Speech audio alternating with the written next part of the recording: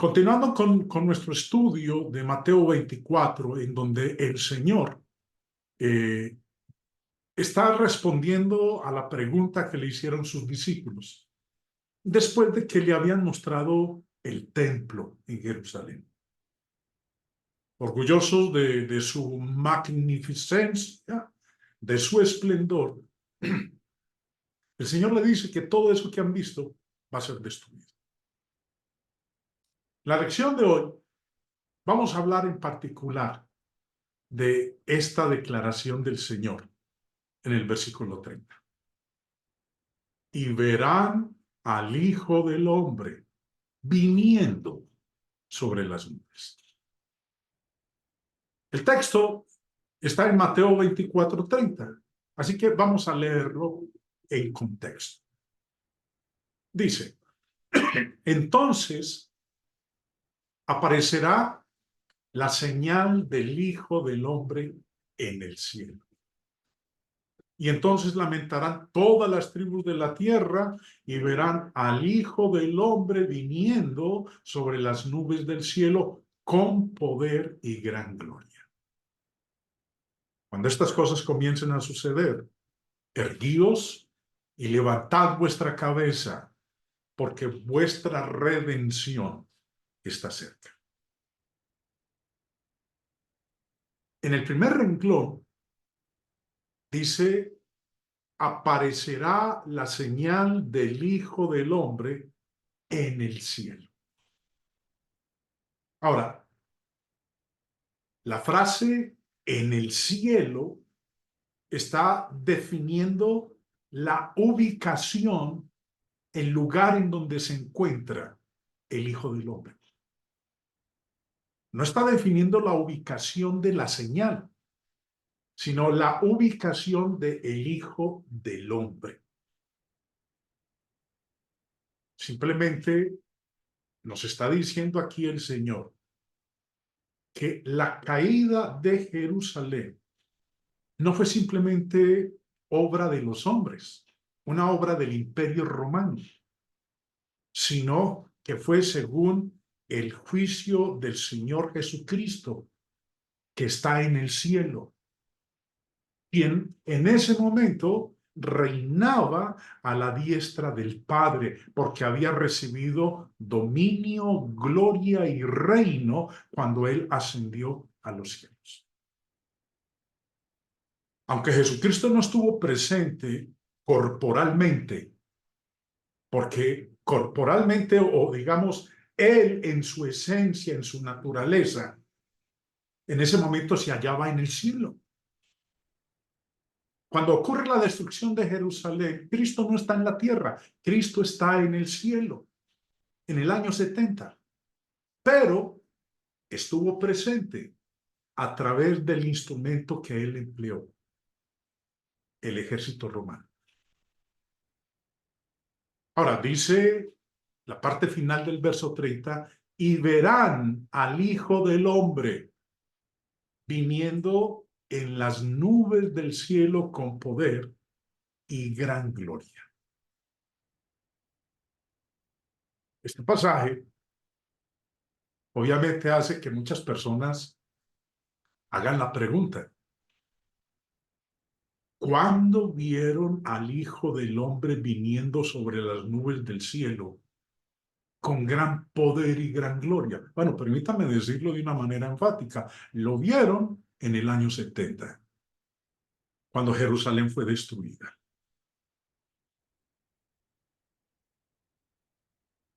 Es posible, y déjenme decirlo en mis palabras, que en el momento del juicio de Jerusalén y la destrucción del templo, los judíos vieron a Jesús venir sobre las nubes del cielo.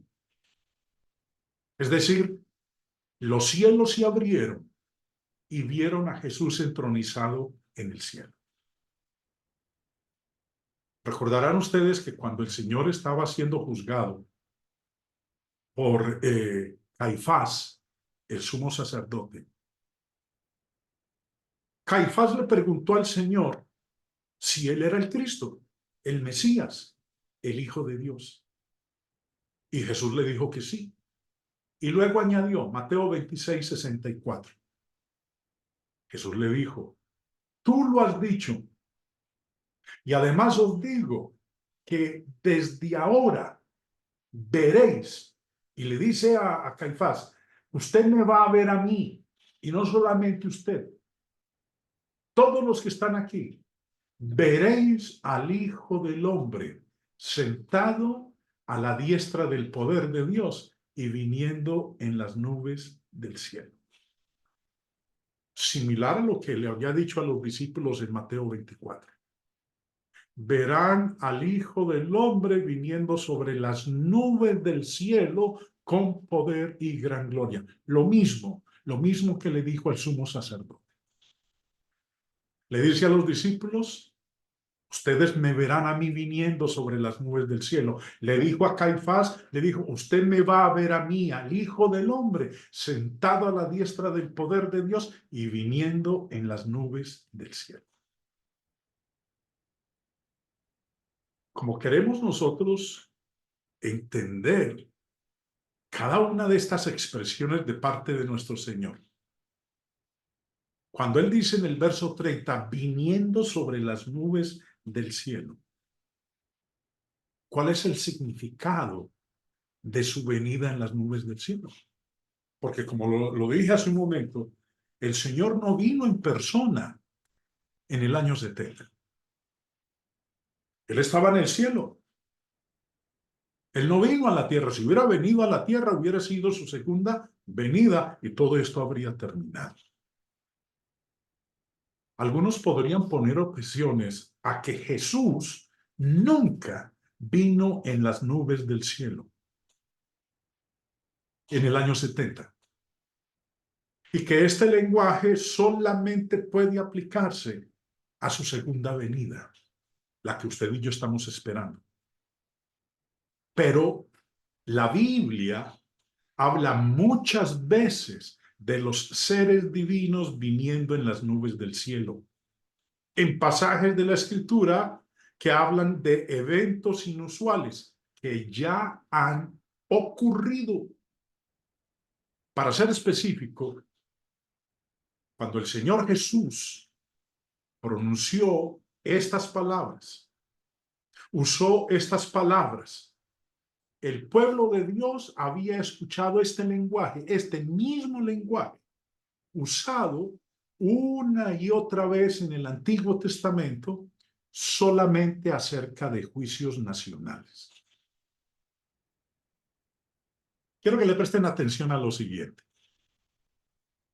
Isaías 19 habla de la futura destrucción de Egipto por parte de Nabucodonosor, rey de Babilonia. Pero lo que llama bastante a la atención es que Dios en Isaías 19 usa el mismo lenguaje que el Señor Jesús utilizó en Mateo 24, de viniendo en las nubes del cielo. Leamos. Profecía sobre Egipto. He aquí que Jehová monta sobre una ligera nube y entrará en Egipto. Y los ídolos de Egipto temblarán delante de él y desfallecerá el corazón de los egipcios dentro de ellos. Preste atención, hermano, a cómo inicia el versículo 1. Dice que es una profecía sobre Babilonia y que Jehová va a entrar en Egipto. Perdón, me equivoqué, es una profecía sobre Egipto. Y Dios, Jehová Dios, va a ir a Egipto montado sobre una nube. Observen el diagrama, por favor, ahí en pantalla. Porque al hablar de su venida en las nubes, no está diciendo que él literalmente en persona iba a montarse en una nube y entrar en Egipto, sino que iba a entrar representado en la forma del ejército babilónico. Este lenguaje es similar al que Jesús usó. Pero sigamos leyendo Isaías 19. Esto fue cumplido, esta profecía fue cumplida en la cautividad de Egipto por parte de Nabucodonosor en el siglo VI antes de Cristo. Versículo 2. Levantaré egipcios contra egipcios, y cada uno peleará contra su hermano, cada uno contra su prójimo, ciudad contra ciudad y reino contra reino. Y el espíritu de Egipto se desvanecerá en medio de él. Y destruiré su consejo y preguntarán a sus imágenes, a sus hechiceros, a sus evocadores y a sus adivinos. Y entregaré a Egipto en manos de señor duro y rey violento se enseñoreará de ellos. Ese señor duro y ese rey violento sería Nabucodonosor, rey de Babilonia. Dice el Señor Jehová de los ejércitos. Dios entró en Egipto montado en una nube, pero ese montado en esa nube era él representado a través de la forma del ejército babilónico. Otro ejemplo, porque encontramos una buena variedad en el Antiguo Testamento. No los voy a citar todos. Voy a citar este y el que sigue. Jeremías 4 habla de la amenaza, la advertencia que Dios le hace a Judá con una invasión. Dice el versículo 5, anunciada en Judá y proclamada en Jerusalén. Y decid, tocad trompeta en tierra, pregonad, juntaos y decid, reuníos y entrémonos en las ciudades fortificadas. Ahora, ¿por qué? Porque dice en el verso 13, he aquí que subirá como nube y su carro como torbellino. Más ligeros son sus caballos que las águilas. Ay de nosotros porque entregados somos a despojo. Estamos hablando de el reino de Judá con su capital, Jerusalén. Dios habló de su venida sobre Judá en las nubes, en la forma del ejército babilónico. Y los babilonios cumplieron este pasaje cuando capturaron Judá y llevaron a los judíos en cautividad. Profeta Ezequiel, perdón, en Segunda de Reyes, se nos habla de este evento. En el capítulo 24 dice, en su tiempo subió en campaña Nabucodonosor, rey de Babilonia. Joacim vino a ser su siervo por 3 años, pero luego volvió y se rebeló contra él. Pero Jehová envió contra Joacim tropas de caldeos, tropas de sirios, tropas de moabitas y tropas de amonitas, los cuales envió contra Judá para que las destruyesen. Miren lo que dice aquí. Esa nube eran los ejércitos caldeos, sirios, moabitas, amonitas que Dios envió contra Judá para que la destruyesen, conforme a la palabra de Jehová que había hablado por sus siervos, los profetas. De esta manera, el lenguaje que el Señor Jesús utiliza en Mateo 24:30, y verán al Hijo del Hombre viniendo sobre las nubes del cielo con poder y gran gloria, vemos que es el Señor no viniendo Él en persona, sino a través del ejército romano, que rodeó a Jerusalén, la sitió y la destruyó.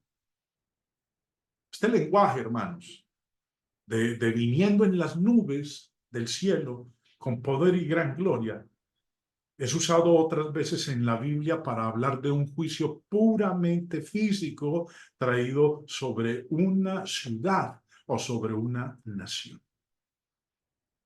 Cuando nosotros consideramos que Jesús dijo, no pasará esta generación hasta que todo esto acontezca. Recordemos, el verso 30 dice, verán al Hijo del Hombre. Y en el verso 34 nos dice, ¿cuándo ocurriría eso? No pasará esta generación hasta que todo esto acontezca. Jesús habló de la destrucción que ocurrió aproximadamente 40 años después que pronunció esta profecía. No esperemos entonces que muchos, cuando leen este pasaje de Mateo 24 de Jesús viniendo en las nubes, dicen, nunca ha venido en las nubes. Bueno, Dios en el Antiguo Testamento vino en varias ocasiones montado en una nube en juicio sobre una nación o sobre un reino. Ahora Jesús está utilizando el mismo lenguaje con el cual estaban familiarizados los judíos del primer siglo.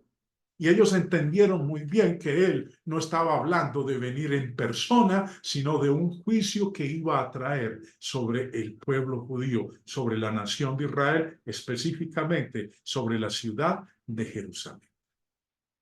Ahora, dice que enviaría a sus ángeles con gran voz de trompeta.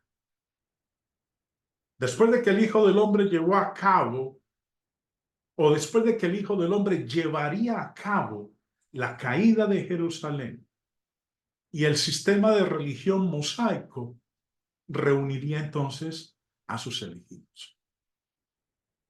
Dice, verso 31, y enviará a sus ángeles con gran voz de trompeta y juntará a sus escogidos de los cuatro vientos, desde un extremo del cielo hasta el otro, desde el extremo de la tierra hasta el extremo del cielo.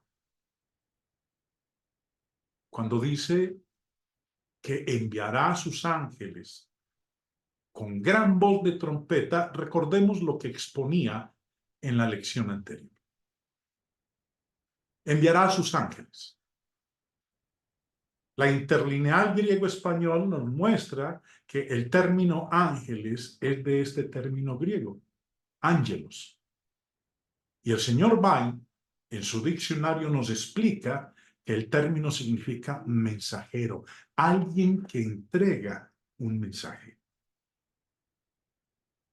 O sea, pues aquí no está hablando de mensajeros celestiales, está hablando de mensajeros terrenales.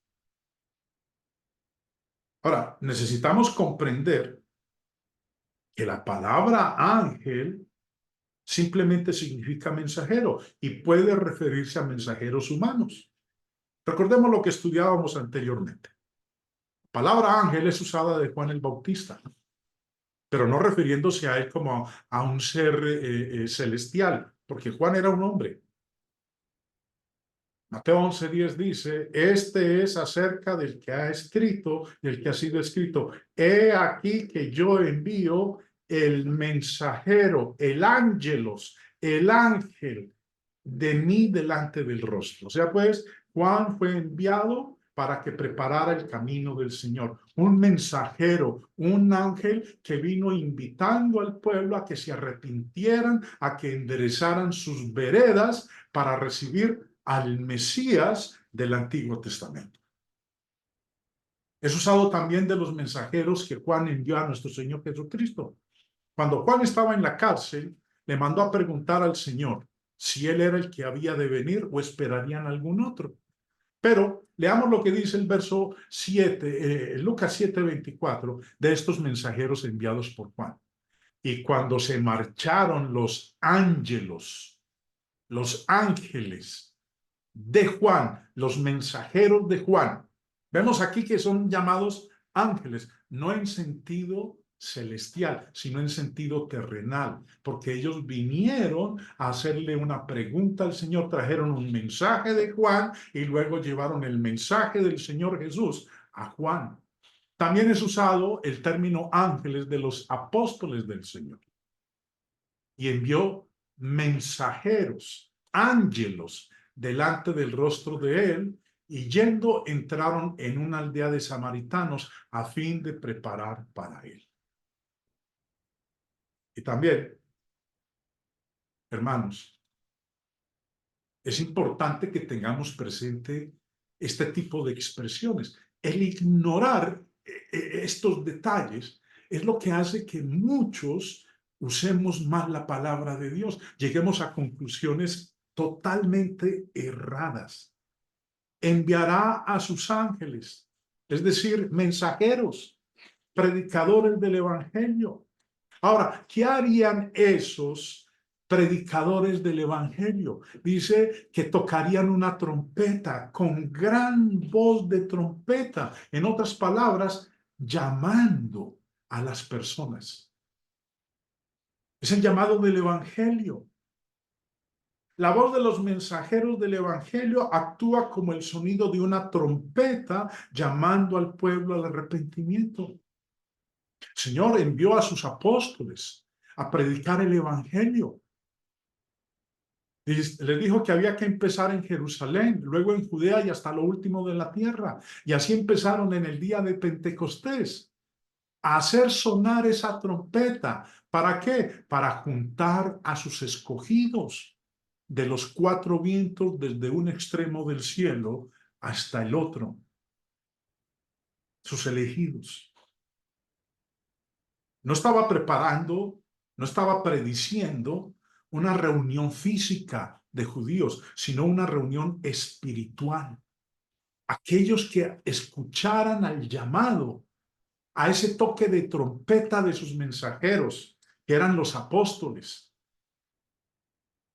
Al llevar el evangelio por el mundo, juntaría, después de la destrucción, juntaría a sus escogidos. El antiguo orden había pasado y la nueva era del reino mesiánico quedó entonces firmemente establecida y los hombres serían reunidos con él. Me gusta mucho unas palabras del profeta Isaías en el capítulo 27, porque habla del uso de esa trompeta. El uso, bueno, la trompeta tenía distintos usos, era uno de advertencia o de llamado, de invitación. En este caso es un llamado de invitación para juntar a los escogidos a través de la predicación del evangelio. Ahora, miremos lo que dice Isaías 27. Acontecerá en aquel día que trillará Jehová desde el río Éufrates hasta el torrente de Egipto, y vosotros, hijos de Israel, seréis reunidos uno a uno. Los que habían sido esparcidos en la tierra de Asiria y los que habían sido desterrados a Egipto adorarían a Jehová. Serían llamados, serían reunidos uno a uno. Acontecerá también en aquel día que se tocará con gran trompeta y vendrán los que habían sido esparcidos en la tierra de Asiria y los que habían sido desterrados a Egipto y adorarán a Jehová en el monte santo, en Jerusalén. Ahora, esta profecía de Isaías no es un recogimiento mundial moderno, porque el recogimiento de lo que estamos leyendo aquí en Isaías se limita a las tierras de Israel. Los elegidos, como dice ahí en el verso 31 de Mateo 24, y juntará a sus escogidos, a sus elegidos. Serán reunidos de los cuatro vientos, norte, sur, oriente, occidente, como por una gran voz de trompeta. El significado de las trompetas es que siempre fueron instrumentos de advertencia o declaración. De esta manera, Jesús bien pudo haber hablado de la declaración del evangelio por sus apóstoles. Los apóstoles advirtieron a esta generación perversa de judíos del juicio que vendría sobre ellos a causa de su rechazo del Mesías. Llegando ya, hermanos, casi a concluir el capítulo 24 de Mateo, el Señor les dice que todo eso va a ocurrir en esta generación, no en la generación del siglo XXI en la que nosotros nos hallamos, sino en la generación del primer siglo. Dice Mateo 24, verso 32. De la higuera aprended la parábola. Cuando ya su rama está tierna y brotan las hojas, sabéis que el verano está cerca. Así también vosotros, cuando veáis todas estas cosas, conoced que está cerca las puertas. Sabed que está cerca el reino de Dios. Recuerden que los discípulos le habían preguntado, dinos cuándo serán estas cosas. Jesús ahora entonces responde la pregunta de ¿cuándo? Les dice, de la higuera aprended la parábola, cuando ya su rama está tierna.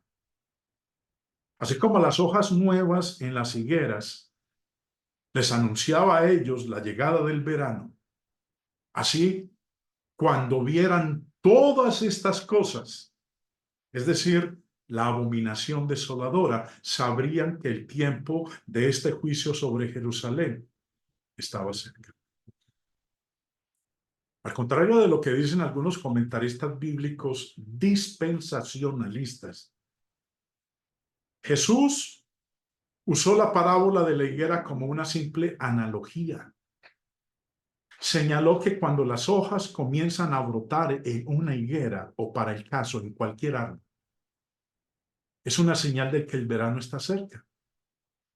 De manera similar, cuando los seguidores de Jesús vieran estas señales, sabrían que Jesús estaba cerca, a las puertas.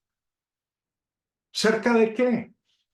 Cerca de cumplir la promesa que hizo acerca de venir dentro de una generación para destruir el templo. Ese es el sencillo significado y claro de este pasaje. Cualquier otra interpretación es estirar de una manera violenta, salvaje, el texto más allá de su significado previsto. Jesús dijo, de cierto os digo, que no pasará esta generación hasta que todo esto acontezca.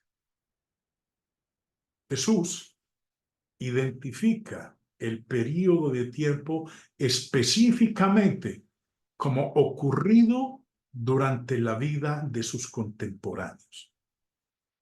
Una generación cubre un periodo de unos 40 años. Como el año 70 después de Cristo ocurrió menos de 40 años después de este discurso, esta profecía de Jesús se cumplió dentro del plazo que él había declarado.